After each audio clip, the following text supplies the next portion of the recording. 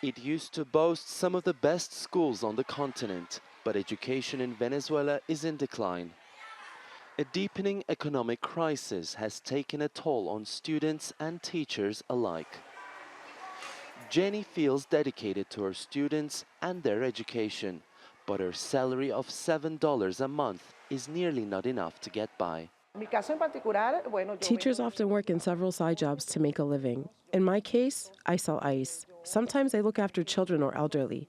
Sometimes I exchange a bag of beans for a bag of rice from my colleagues. We're constantly helping each other out.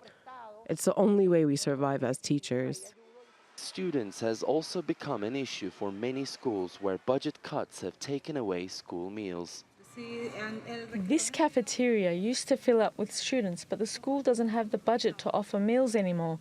Instead, we receive donations to feed those who can't afford any meals.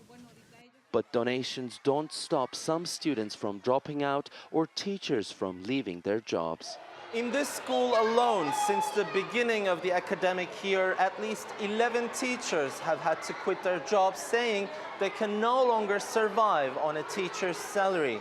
The administration's been trying to find volunteers, in some cases even parents, to replace those teachers, but they're saying the crisis could continue to worsen, and they're struggling to maintain the quality of education. That's become a major concern across the country, according to Noelbis, who coordinates a network of nearly 200 schools. We're looking at less children going to school, less teachers working in classrooms, and less hours of education. So instead of trying to raise the quality of education, we're merely trying to provide the most we can in our limited capacity.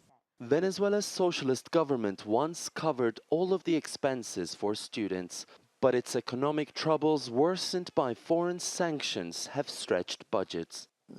Getting food or medicine, it can take a few weeks. Recovering the country's economy might take a few years, but putting its education back on track might take a couple of decades.